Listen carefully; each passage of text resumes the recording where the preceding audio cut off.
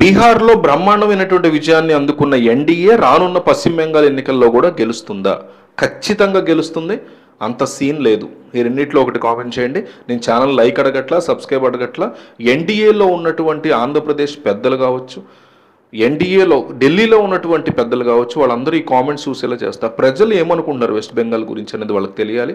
So వాళ్ళు ఈ comments చదువుతారు. కనీసం 1000 మంది అయినా కామెంట్ చేయండి. మన ఛానల్ గురించి, మన కామెంట్స్ గురించి చాలా చెప్పాను వాళ్ళకి. సో డెఫినెట్లీ వాళ్ళు చూస్తారు ఈ కామెంట్స్. మిస్ అవ్వకుండా ఖచ్చితంగా గెలుస్తుంది, లేదా అంత సీన్ లేదు. ఈ రెండిట్లో ఒకటి మిస్ అవ్వకుండా మీరు కామెంట్ చేయండి. భారతీయ జనతా పార్టీ బీహార్ ఎన్నికల్ని ఎంత సీరియస్గా కష్టపడింది, పాటుపడింది, వ్యూహరచన ఎట్లా చేస్తుంది, ముందస్తు ప్రణాళికలు వేసుకుంటుంది అనేది అర్థం కావాలి అంటే బీహార్ ఎన్నికలు ఒక ఎగ్జాంపుల్.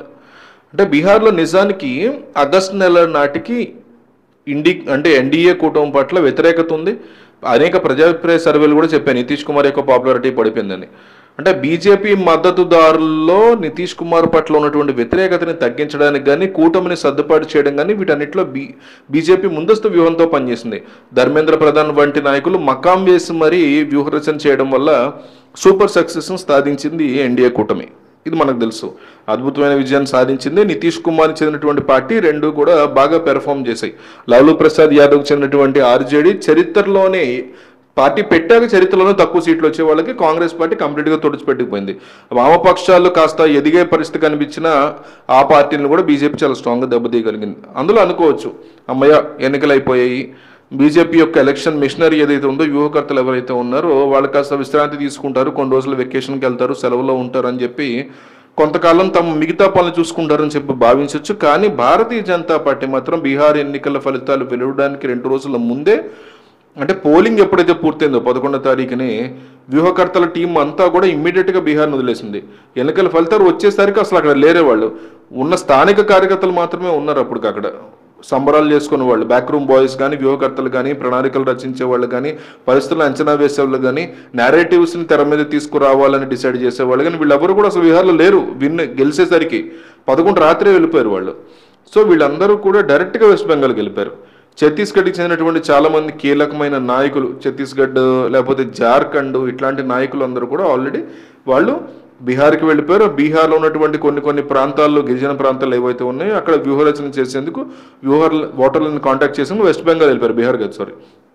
సో ఈ tribal బెల్ట్లోనే last time Bharatiya Janata పార్టీకి దెబ్బ తగిలింది. అంటే సంక్షేమ పథకాల ఆశ వల్ల ప్రజలు అటువైపు నుంచి వెళ్తున్నారు తృణమూల్ కాంగ్రెస్ వైపు. సో వాళ్ళని ఇప్పటికే వాళ్ళ దగ్గర వ్యూహరచన చేయడం కోసం వీళ్ళు ప్లాన్ చేసుకుంటున్నారు.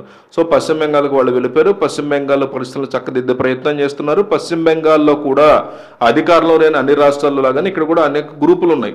అధికారంలో ఉన్న చోట పార్టీ కంట్రోల్ చేయగలుగుతుంది గ్రూపులు, కానీ అధికారం లేని చోట పార్టీల్లో గ్రూపిజం పెరిగిపోతూ ఉంటుంది. అత్యధిక గ్రూపిజం ఉన్నటువంటి ప్రాంతం ఏదైనా ఉందంటే బీజేపీకి దేశంలో కేరళలో ఒకసారి మాత్రమే గెలవగలిగారు. గ్రూపులు మాత్రం చాలా ఉంటాయి. అలాంటి పరిస్థితి వెస్ట్ బెంగాల్లో ఉంది. సో బీహార్లో చాలా ముఖ్యమైనటువంటి రాష్ట్రం, బీహార్ కంటే కూడా. సో బంగ్లాదేశీ చొరబాటుదారులు ఎక్కువగా ఉన్నటువంటి 3 రాష్ట్రాల్లో 2 రాష్ట్రాల్లో బీజేపీకి అధికారం లేదు. ఒకటి జార్ఖండ్, రెండవది బీహారు, మూడవది 4 రాష్ట్రాలు actually, Assam, west Bengal, Bihar, Jharkhand. So ఈ 4 ప్రాంతాల్లో రోహింగ్యాల సంఖ్య ఎక్కువగా ఉంటుంది.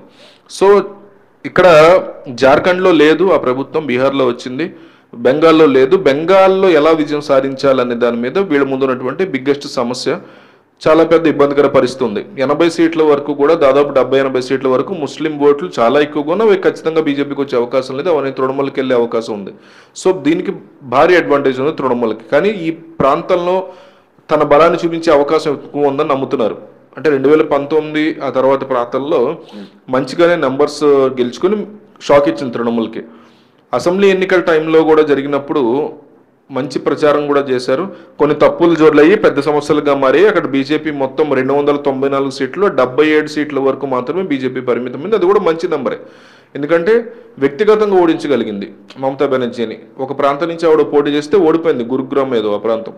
సో 2024లో జరిగినప్పుడు లోక్సభ ఎన్నికలు గతంలో ఉన్న 18 స్థానాల్లో 6 స్థానాలు కోల్పోయి 12 స్థానాల్లో మాత్రమే గెలుపొందింది. కొన్ని స్థానాల్లో తక్కువ మార్జిన్తో బీజేపీ ఓడిపోయింది. కాబట్టి బీజేపీ ఇప్పటికీ కూడా భావించేది ఏంటంటే, గట్టిగా ప్రయత్నం చేస్తే, దృఢమైన వ్యూహంతో ముందుకెళ్తే బెంగాల్ని గెలుచుకోవడం ఇబ్బందికర పరిస్థితి ఏమీ లేదు. సో పోల్ మెషినరీ కానీ, కర్తలు కానీ, పోల్ మెషినరీ మొత్తం కూడా ఇప్పటికే బెంగాల్లోకి వెళ్ళి మకాం వేశారు. వీళ్ళ ప్లానింగ్ చూస్తే నిజంగా బెంగాల్ని కొట్టేలానే కనిపిస్తున్నారు. సో మీకేమనిపిస్తుంది?